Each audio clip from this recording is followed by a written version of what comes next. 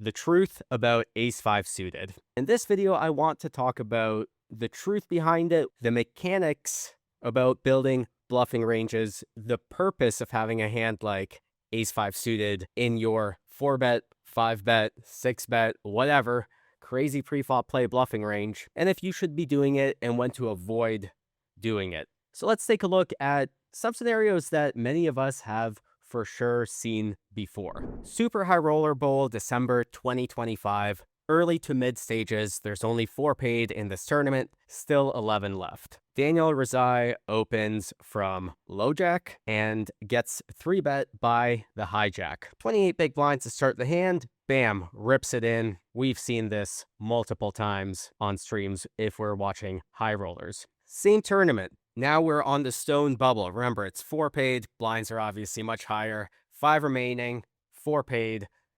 We're super deep. Juno Barra, 3 bets, a chip leader open from the button. Gets 4-bet by queen 10 off. Has ace-5 suited. And what does he do? Well, let's see. I'm just slow rolling, you guys. Of course, he sticks it in. Otherwise, this hand wouldn't be in this video. And he gets it through. Massive 5-bet shove on the stone bubble into the chip leader. So, was the previous ace-5 suited a good play? Was this a good play? What's the science backing all of this up? We'll get back to whether I think either of these two hands are good plays towards the end of the video. Let's dive into some sims. Let's do some nerdy science and talk more ace-5 suited mechanics. What is the function of ace-5 suited? Why is it that it appears so often in solver outputs as the bluff? Well, we have to remember that a fundamental premise of situations where you're constructing a GTO range against an opponent who's also trying to play GTO is that you need to have bluffs. What are the best bluffs preflop? They are ones that have the most equity when called. You can't have too many bluffs, so you have to be very, very selective with what your bluffs are. It's this special balance where you need some bluff combos, and so the solver is just going to pick the best one, the one that has the most equity against a normal calling range. Let's take a look at how the equities of various hands change against different calling ranges. So while this exercise might seem a little bit old school, it is a great way to visualize the fundamentals of what's going on. So what I've done here is I've put in a tight linear calling range for our opponent. So I'm assuming I'm going to get called by jacks plus and ace king for now. And then for clarity of display, I selected these hands as potential bluffing candidates that, oops, we got called. Let's look at their equity range.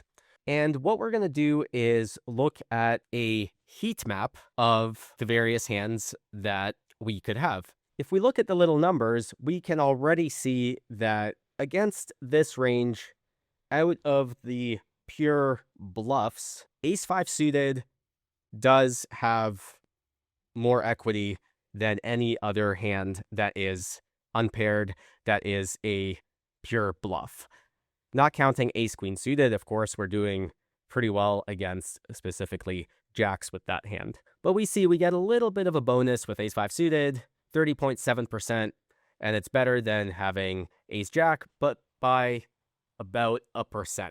So what I'm going to do now is I'm going to play around a little bit with the range that I give my opponent. So we started off with this linear jacks plus ace-king suited range. But especially in tournaments under ICM pressure or very deep stacked, this isn't the range that you are generally going to get called by in really big 4-bet, 5-bet situations. So let's say that our opponent's call-off range is actually just queens plus and ace-king suited only. And now we can visualize this again. And versus this, we see that, of course, the equity with any hand plummeted, but as I bring the equity threshold down against this tighter range, ace-5, ace-4 suited with ace-5 suited being better are the hands that have the most equity against queens plus, ace-king suited. However, you can be facing a much more tricky and much less linear range from an opponent, especially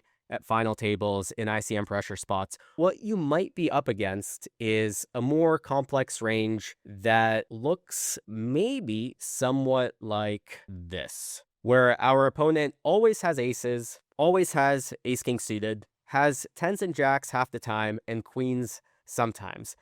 And what do we see now? Well, we see a very different picture. We see that we actually want to be bluffing quite linear here. So let's go back to some sims and take a look at some peculiar things that you might be seeing if you're looking at ICM spots and when and if ace-5 suited is still the superstar. So we'll start off with this near bubble sim.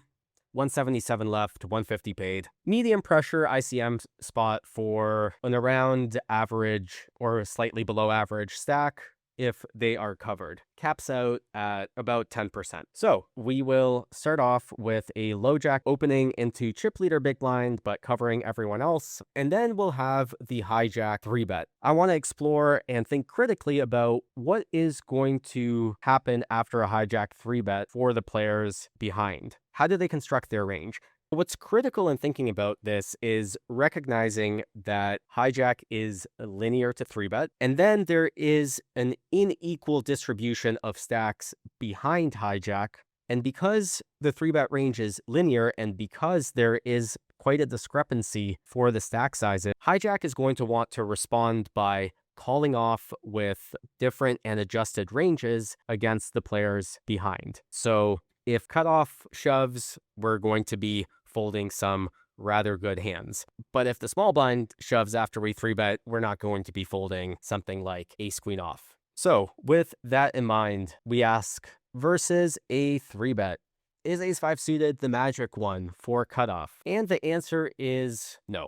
There is a little bit of clicking with it, but for the most part, when it comes to the shoving range, what we see is pretty much we need a good hand. Shoving ace-5 suited, not really a thing. You know, it's worth about 0. It's not the end of the world, but there's not this square magic beam of light shining on ace-5 suited saying, you must go all in here. Now, let's take a look at what happens with button and small blind. There's no ace-5 suited jams here. It's just going to be losing from the button. If we get to the small blind, we again see a linear response, no ace-5 suited jam. It's losing quite a bit. And it's not that we have no fold equity here. It's just that hijack is linear. So our quote unquote bluffs are just going to be trying to out-linear him, because at some point, once the ranges get wide enough, we just want to have something like king-queen suited, ace-jack suited, ace-queen off, king-jack suited if we want to expand our range. Don't be a dummy and look down at ace-5 suited and be like, this is the one, and I have a little bit of a read, and stick it in. You should expand your range towards combos that are closest to being a shove at equilibrium. Exploit that way. You can take your jam frequency up from 4% to 6% quite easily before you even get to anything like ace-5 suited, and you torch it for a significant amount, much more than any of the other hands that I mentioned. So what happens if action gets back onto the big blind? Well, we're over 50 big blinds deep with the low jack, so I don't think we can play shoves. But we can maybe play something like a pseudo shove, where we are 3-betting, or rather cold 4-betting to a size which is basically committing against the hijack. And then we also have a smaller size that induces. And the question is, well, for the bigger size, is ace-5 suited maybe the magic one for the big blind again, despite what we've seen for the other positions? And here I would say that it should get back in there, because the hijack is going to respond much less linearly against the big blind.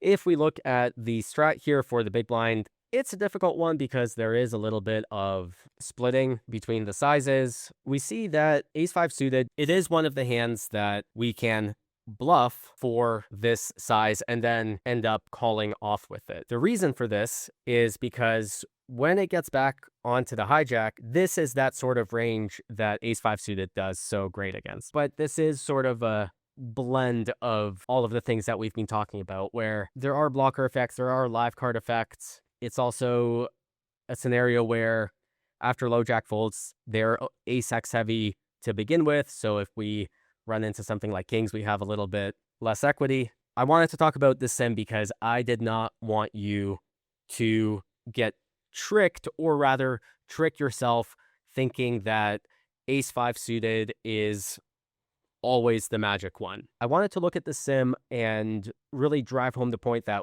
all that's happening is that we are building a range that interacts well with other ranges when it comes to our bluffs having the most equity when called and also the most fold equity. So with all that said, let's go back to the hands that we started with and reevaluate how the players did. So Daniel Dvoress here gets 3-bet. Is jamming ace-5 suited here a good play or the right play? Well, I vote yes, but it's not because he has ace-5 suited. It's because somewhat clearly his opponent is a little bit out of line, 3-betting a hand like this, hijack versus low jack.